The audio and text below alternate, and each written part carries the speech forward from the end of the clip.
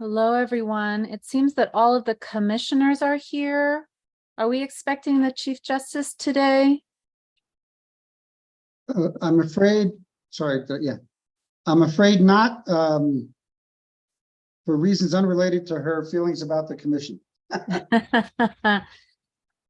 Thank you, Mr. Pepin.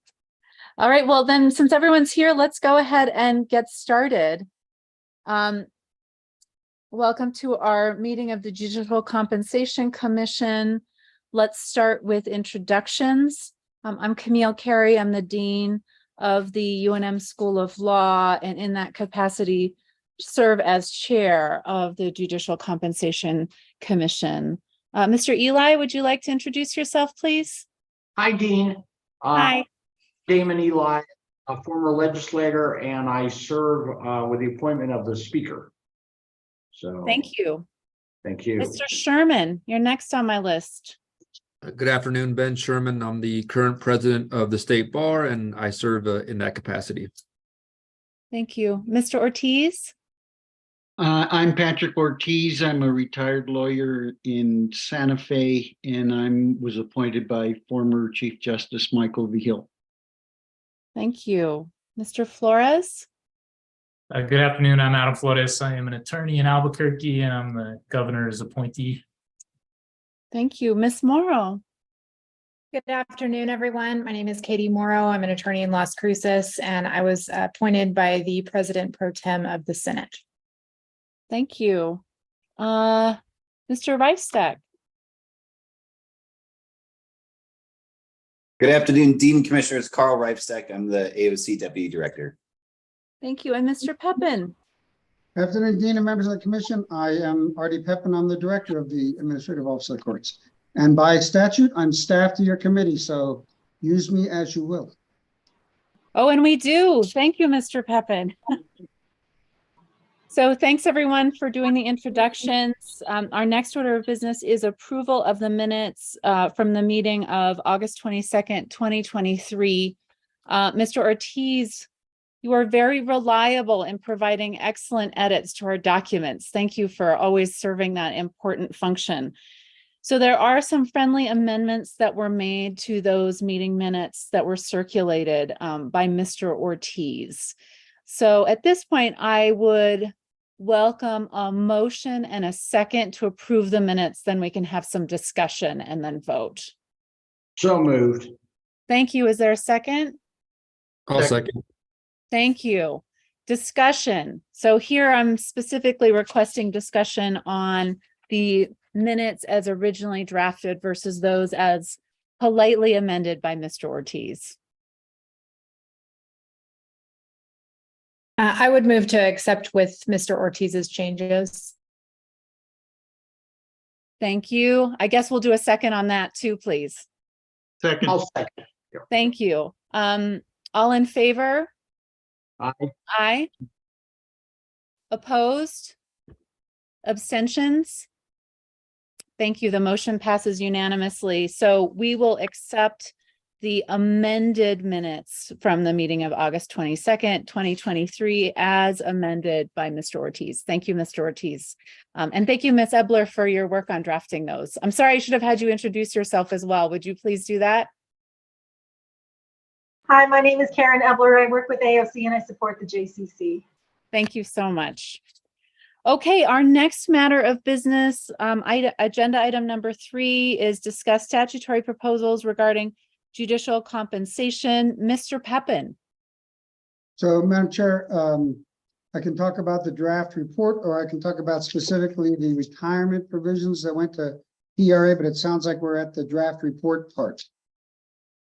Yes. Okay, so I have gone through and made some of my own edits within the draft report, specifically with regard to the paragraph on page 4 about comparative salaries, because I drafted that before we had updated all the salaries. So I have to rearrange a few of those references, assuming they stay in the final. But what you have in the draft is a reflection of what was done last year. And then I hope an embodiment of the recommendation from the commission discussed last time which is for justice pay to be at the 232.6, and then the 95% statutory provisions thereafter, and a discussion of why that's a good idea. I don't know if you want to go through section by section. After that is a comparison to some of the other salaries. You do have on page 5 what this would do to all of the salaries of all of the covered judges, and then including or excluding the magistrates, depending on if that recommendation stays in the final, to decouple or remove the magistrates from the statutory progression. There's some statutes, some salaries, that we put in there on page 6. We've done that for a number of years, and it seems to grab the attention of people who read the report, which is a surprising number of people in my experience, as they mention it to me all the time when I'm over at the legislature. And then the last part is about removing the magistrates. And I find that I'm gonna have to work with Karen. This is in a different software, and it looks too dense to me. So I would, if you approve it, I will try to edit it down or make it a little easier to read, because it seems a little dense to me. But that would be at the direction of the commission. So what you've got is a draft report that recommends moving the Supreme Court justice salary to 232.6. And you can see on page 5 how that affects the salaries of all the other judges who are required to be attorneys. And then what would happen if you included the non-attorney magistrates, which I believe you're going to recommend not be included. And after that, it's the discussion of we need to discuss some of the changes recommended to retirement, which will be a separate discussion, I assume. And but they would end up in the next draft of the report. Thank you. Mr. Pepin, just a question. You said there was something you were wanting to change. I know, are you wanting to edit down page 7? Was that one thing you were suggesting? And then it sounded like you were maybe making edits on page 4 or 5. Page 4, the second paragraph discusses other salaries and what would happen if you move these salaries. They would still get paid less than this person or that person. And we updated a number of those figures for the other salaries needed to be updated. I wanted you to get the draft within the time before I left town on last Friday.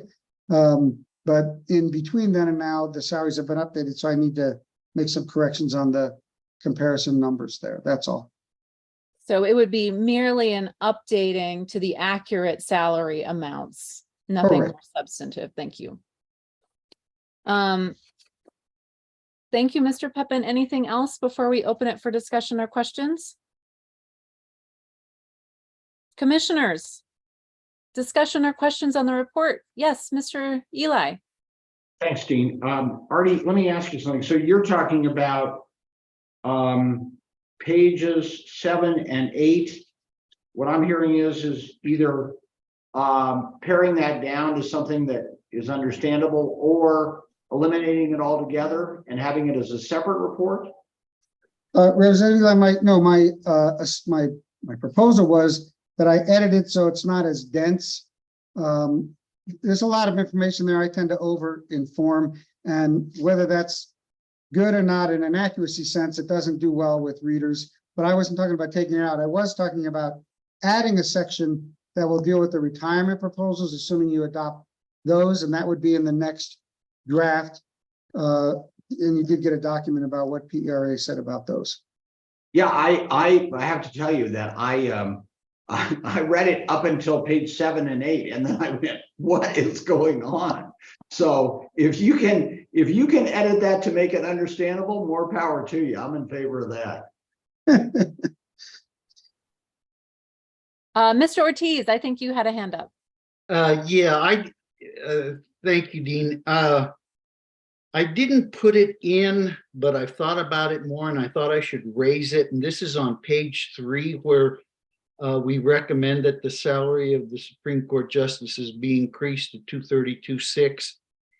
I think we ought to add something in there to make it clear that what we want to do is put that salary in statute rather than being just part of the Appropriations Act. Put it as a starting point going forward. Because as I read through it again, it wasn't clear that that's what we were proposing. And I think that is what we were proposing, coupled with the CPI increase. Thank you. That's an excellent suggestion, Mr. Ortiz. Any comments on that specific point or concerns? Seeing a nod.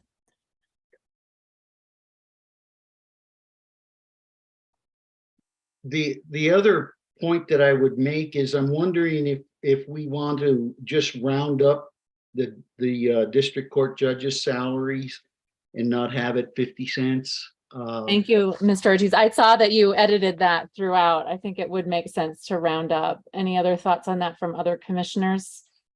I agree. Are you able to do that?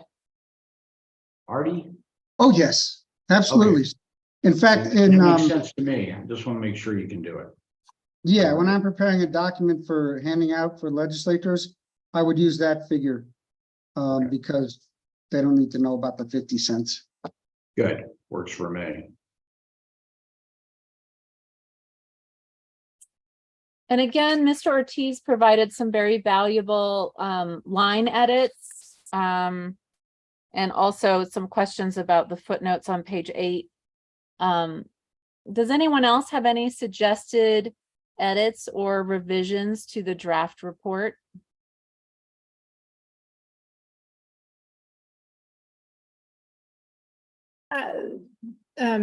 Chair, if I may, I think that the suggested edits by Mr. Ortiz regarding including that figure for the Supreme Court justice pay within the statute is a great one. I think that that's really wonderful.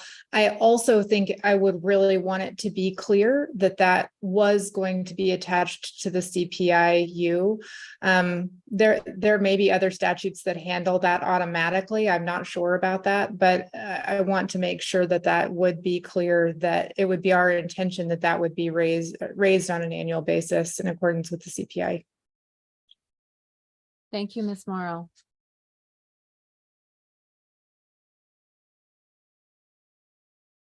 Other edits, revisions, discussion? Thank you so much, Mr. Pepin, for taking the lead on drafting this in a very short period of time. I think you did an excellent job. I really appreciate it. You're very welcome. So, Dean, Madam Chair, with regard to the going forward, I can incorporate the edits that have been suggested, and I can provide the provision, which will just be one page on the judicial retirement, depending on how the conversation goes on that with the commission today, and in relatively short order, get it back to you however quickly you want it to come back to you. I will probably, I should ask permission if it would be okay to circulate a draft to the Chief Justice's Commission on Judicial Recruitment and Retention, which has a meeting next week, to let them know this is the direction in which the commission is going, although they certainly haven't adopted this as a final report. But if it's okay, I'll share with them the draft so they can have the benefit of the commission's thinking, as all these trains are moving down different tracks, but in the same direction. Yes, that would be great, Mr. Pepin. And I serve on that commission as well, so can carry the conversation from this commission to the other commission next Tuesday. So in terms of the retirement provision that you're going to draft, could you tell us a little bit about that, please, Mr. Pepin? Sure. I hope that all the commission members received a one-page says PERA analysis of judicial retirement fund proposals. And this boils them down, I hope, into really brief but informative proposal. Anyway, you've got 1 through 6 on the JRA and 1 through 5 on the MRA. We had talked before, I believe, I certainly asked PERA to consider removing the fees. But if we take the fees out, it really undercuts our ability to project solvency in the funds. there'll probably come a day when that could be addressed independently if all these things get adopted. But I think that it would be prudent to leave that where it is, at least for now, given what the actuaries have told us about how these proposals get analyzed. So same thing we talked about before, having a 10-year period where the service credit is 4%.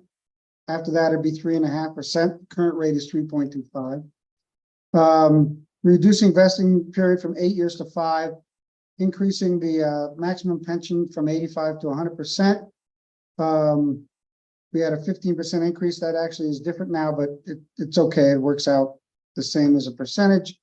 Increasing member contribution rates and the employer contribution rate to 21.5. If you remove the fees, that rate has to go way higher than that, which would be really out of line with any other pension fund in terms of the employer. You do all that, you take the solvency and the judicial retirement account from 107 years to 31 years. That's a big improvement. And it does put the judges in a position to contribute more than the people working in the courthouse who aren't judges. And we think that's a very good thing and will help with solvency.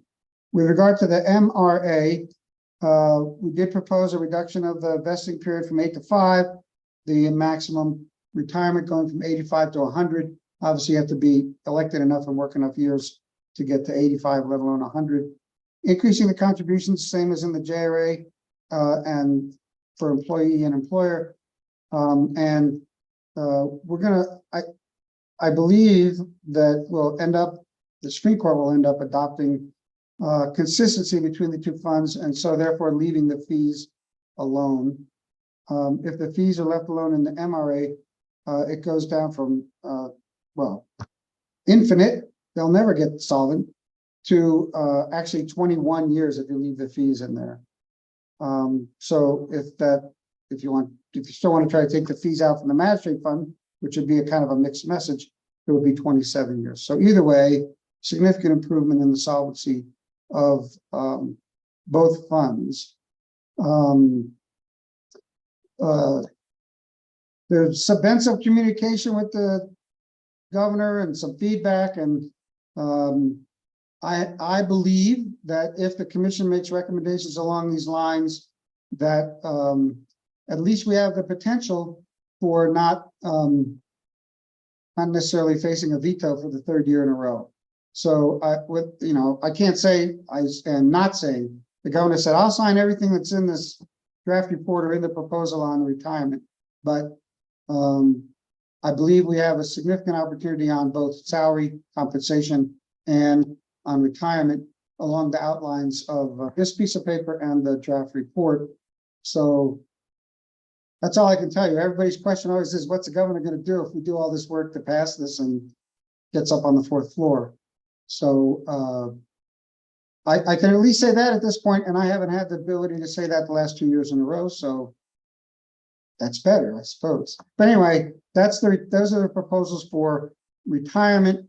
Leave the fees alone for now and get both these funds to a really short time frame in this field for getting them to solvency, considering we've been at 50% for a long time.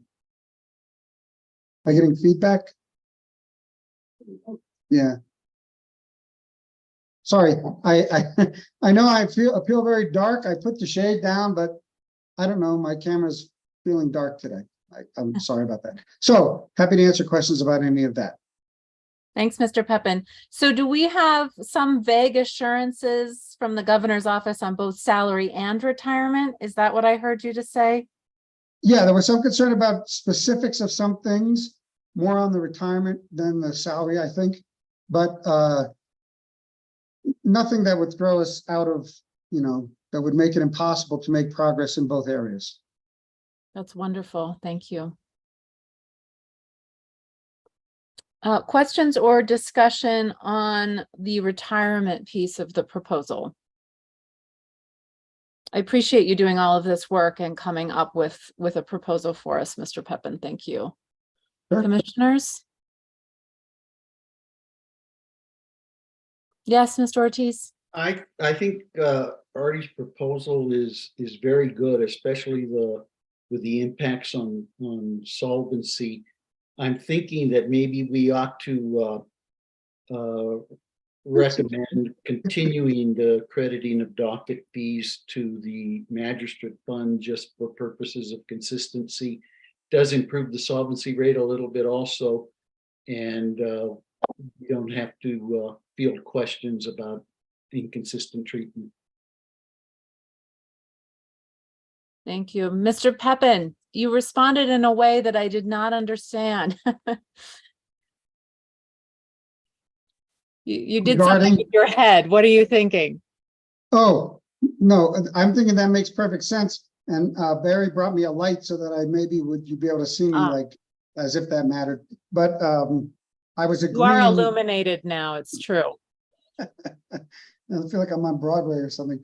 I was agreeing with Mr. Ortiz that it does make it easier when we're talking, especially talking about retirement. People, their minds fog up. So the less confusion you can have, the better. So we're consistent between the two funds regarding not even bringing up the fees. We have a better chance of convincing people in our 2-minute elevator speech that this is a good thing to vote for. Thank you. Other thoughts or comments on the fees? I agree. I think that we should just eliminate 0.5 on the magistrate retirement fund.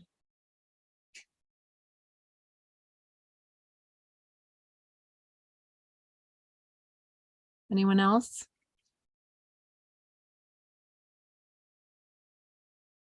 Okay, it seems like we're in a good place where we have a report for which there is consensus with some proposed edits that could go into the final draft. And Mr. Peppin has offered to incorporate the proposed language on the retirement fund proposals into our report. Are there any other comments or thoughts before we entertain a motion to move forward? Yes, Ms. Morrow. Madam Chair, may I ask Mr. Peppin a quick question? Would the elimination of 0.5, the crediting of the docket fees, would that have an impact on when that fund would be solvent? Would that calculation need to change? Yes, it reduces 27 years to 21 years. Okay, thank you. That'll make the actuaries really happy. They like 25 as a target, so they'll be very happy with that. Perfect. Thank you.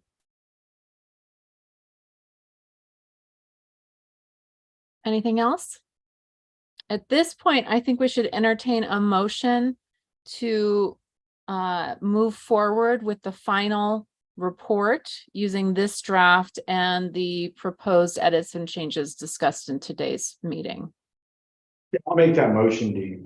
Thank you. Is there a second? Second. Thank you. Discussion. Thank you, Artie. You're very welcome. Okay, at this point, all in favor? Opposed? Abstentions? Thank you. The motion passes unanimously. Thank you, Artie, for your continuing work on this. I really appreciate it. But So- Dean, I need some input from the committee then. I will be out all of next week. I would try to get a draft out to the commission by close of business Friday, which is the 15th, because then sooner rather than later, the longer I wait, the less I remember of what I heard. Otherwise, it'll probably be 2 weeks from Friday, and that I'd rather not go that far, but I will, if it's okay, I will try to make sure we get revision on the text. I can't tell you it'll look like it's going to look in the final version because Karen has to do all this stuff to make it fit within the software that publishes this. I forget what it is. It's not Word, I can tell you that much. But you'll have the text that you'd be in a position to edit, approve, or tell me to go back and do some more work. That would be great. So by this Friday, that's a quick turnaround. You would propose to have a draft to us. You're out the entire week next week, Mr. Peppin? I am. Do you feel comfortable with us meeting without you, or shall we wait to meet the week of the 25th? I'm comfortable with you meeting without me, and Carl will be here, so I trust him, and if he messes up, I'll give him a hard time. Hopefully he'll be more supportive to the commission than I am. Mr. Eli? So if I can ask Artie, what are the next steps? I understand he's going to send us the draft, but then do we have a timeline and where this is going? Mr. Eli, the statutory timeline is December 1, but usually you try to meet this much earlier than that. So it's up to you. If you see the document that you get on Friday and you like it, or you have minor changes, you can vote to adopt it with those changes, or you can tell Carl what kind of changes you want, and we'll come back and I would think have a brief meeting where you could vote on it. Whenever you finally vote to adopt it, we will get it in pretty form and publish it to the legislature and everybody else. Okay, so that answers my question. I think I got it. I think we could also probably wait until the week of September 25th, or maybe the week of September 25th. Mm-hmm. Yeah, that's fine with me either way. Commissioners, what does your availability look like in the next 2 weeks? Is it better to schedule 2 weeks out anyway? I'm good. I'm pretty equal either week. Same here. It honestly just kind of depends on the time and the date. Well, if it would be helpful to have Mr. Pepin in our meeting, as it always is, maybe we should look at the week of September 25th. I have a lot of availability on Tuesday, the 26th. How is Tuesday, the 26th for folks? I'm open that day. Yep. Same here. Mr. Flores? Works for me. Mr. Reifstack, Mr. Pepin, Ms. Ebler? Madam Chair, I have a meeting at 1:30 to 2:30. My meetings in the morning can be moved around, but that one probably shouldn't be. But otherwise, Tuesday is fine. But as long as it's ends before 1:30 or starts after 2:30, at or after 2:30. If we did it at 3, then you wouldn't have to move any meetings, right? That is correct. How about 3 o'clock, everyone, That works. on Tuesday, the 26th? Good for me. I have a mediation and workers' comp, but I think get that moved and make this work. Mr. Sherman, what would be a better time for you? The only thing I have that day is that mediation from 3 to 4:30, and they sometimes go to 5. But I don't want to hold up everybody. I can probably get that mediation moved if need be. I would be available in the morning if that's better for all of the commissioners, Madam Chair. You said you needed to move some meetings though, Mr. Pepin. How difficult would that be? Oh, they all work for me, so it'll be fine. Okay, then let's look at the morning of the 26th. Thanks for offering to do that. 9, 10, 11?